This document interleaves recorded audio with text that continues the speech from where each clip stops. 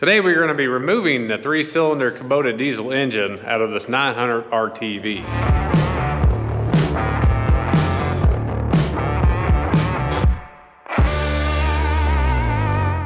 Hey, what's going on guys? Welcome back. If you're new here, we do farm related videos on this channel, so consider subscribing. Now let's get to it. So we bought this Kubota new in 2010. We got right at 4,290 hours on it, and last year it started knocking. I'll put a little clip up of that. So actually yesterday I drove down to Nashville, Tennessee and picked up a replacement engine I found on Facebook. This came out of a 2018 lawnmower that somebody wrecked. Only has 70 hours on it. Got a great deal on it. I priced them from the dealer. They want like 4,500 bucks for one. I'm not paying that. Go ahead and start working on this thing. I'm gonna just pull the bed off of it so we can have a little more room to get to everything. So let's go ahead and get to it. All we're gonna need to do here to get the bed off, pull this pin out. It goes to the hydraulic cylinder. And both sides here, you got a bolt running through the frame. So we'll go ahead and pull them out and lift this bed off here.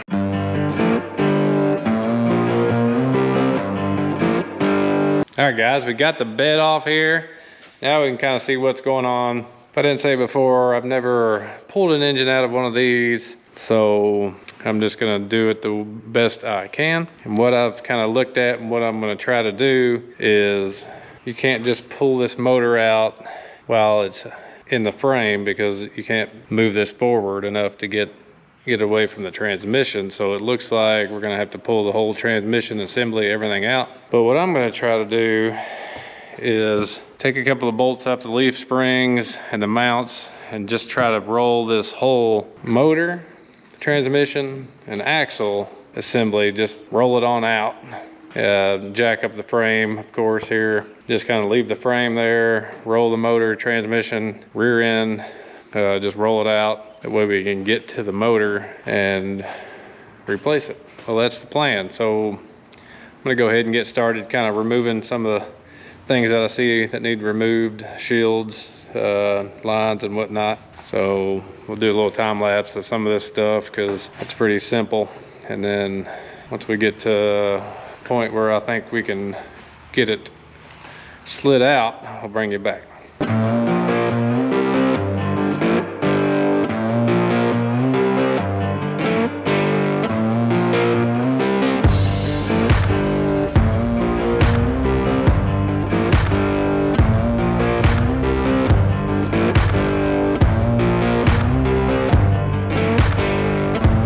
All right guys, I think I'm ready to get this thing pulled out. So what I did was I had to unhook all these cables.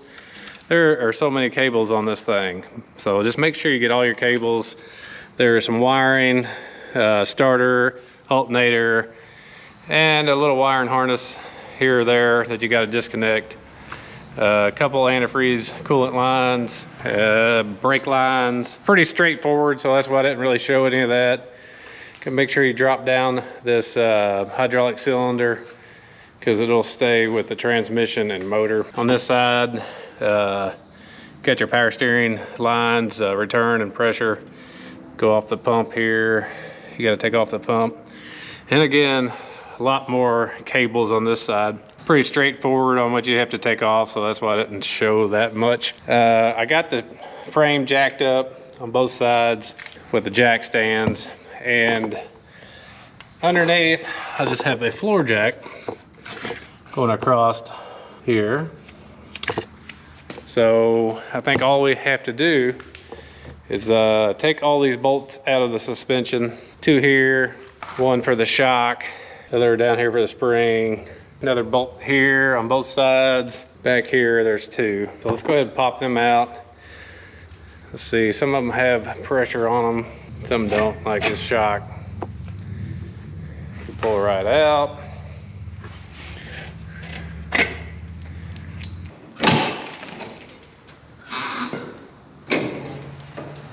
Same way on this side. Drop down just a little bit. So I went ahead and hooked up the gantry crane. That way I can take a little pressure off. As you can see, this bolt here, that's dropping down a little bit, putting us in a little bind. So if we can just lift it up a little bit, be able to get that bolt out a little easier.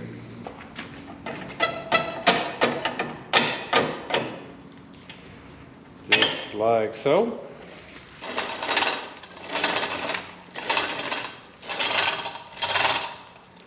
All right, should be about 4 bolts. This other bolt here is on this leaf spring.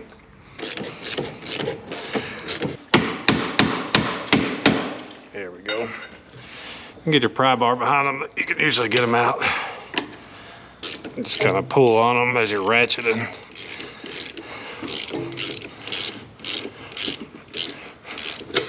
Just like that. Move to the other side. Okay. So we should have just 2 more bolts to take out, and hopefully we can get this thing out here.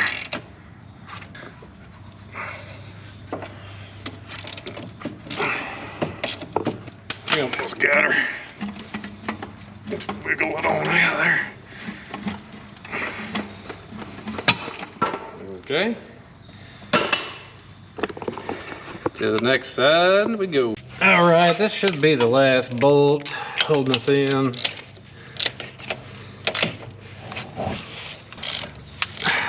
Here it comes. There we go, last bolt. Hey guys, if you're getting value out of this video, go ahead and hit that like button down below and consider subscribing to the channel. Now let's get back to it. So I think the last thing we have to do before we pull this out is remove this drive shaft here. All you really need to do is just get behind it, and it should pry right off.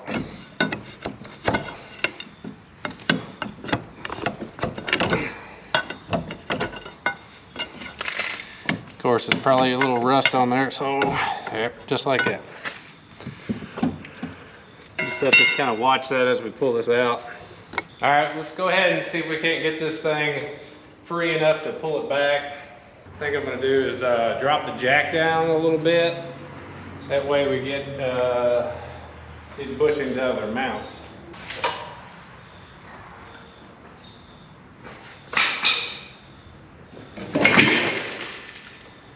Got that free.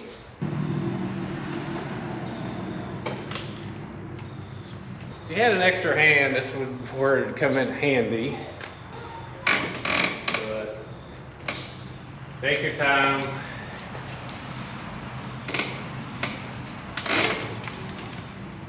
Sure none of your lines or cables are getting caught on anything. Looks like our jack is sliding a little bit. So I just went ahead and hooked a gantry crane up to it. Make it a little easier. That floor jack keeps slipping on me. You know, if I had somebody else helping me, that would be probably the best. Because once I get to this part of the frame, I'll have to unhook it and rehook it on the other side. But we'll try this out. I just went and hooked it up down there. Piece of metal down there, so we should be good now. Try to pull it the rest of the way out of here.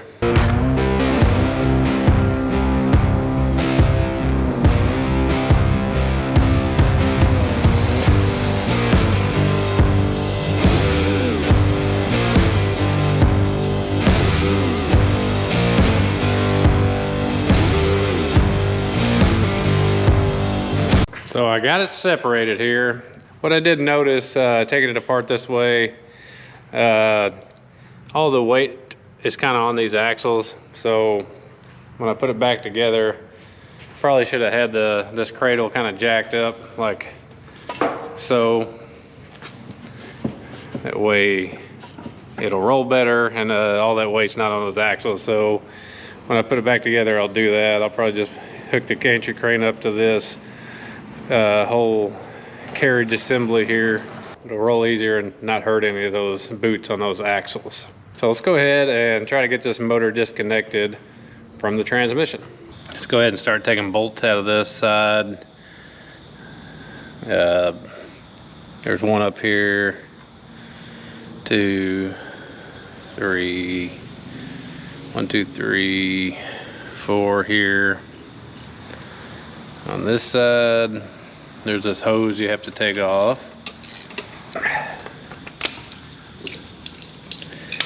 Little antifreeze there that didn't drain out for some reason. Here's one bolt right under here.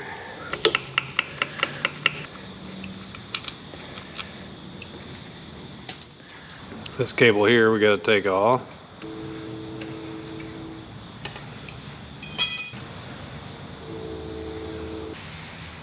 Let's put that back here out of the way. There should be these 4 bolts here, motor plate bolts. And that should be it on this side.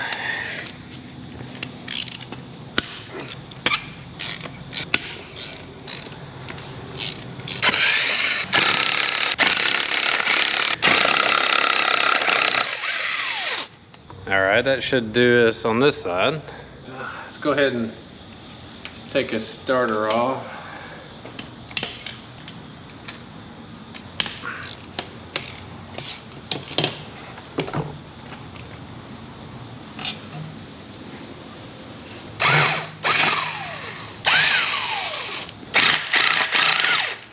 Alright, that should be all the bolts holding the engine to the transmission here.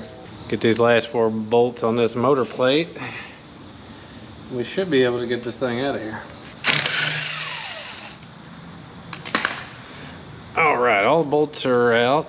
Now, looks like there's some silicone in between this motor plate and the bell housing, so we'll probably have to do a little prying on it.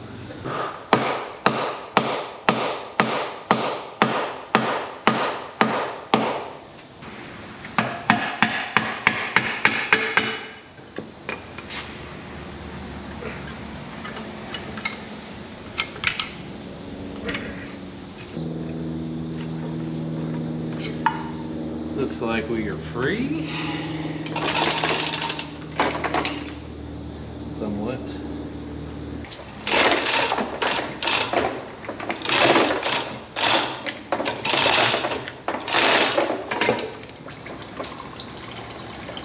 Some of that antifreeze drain out.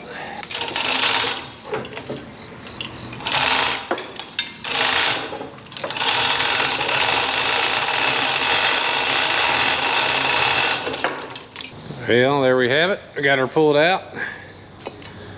Like I said, I've never done this before. It's I'm sure there's many different ways you can go about doing that, but yeah, that's just the way I decided to do it. All right, guys, that's gonna be it for today's video. So stay tuned for next video in this project. I'm gonna be swapping all these parts off of this engine to put on the new engine we got. That's out of a lawnmower. There's a few things I'm gonna have to switch out. Alternator's different, starter, a few other things. So stay tuned for the next video. We'll be switching that all over, seeing what we need to swap out or if any other parts we need to get, and then we'll be putting everything back together. Guys, if you got any value out of this video, go ahead and hit that like button and consider subscribing to the channel. And make sure to stay tuned for part 2 of this project. So thanks for watching, and we'll see you next time.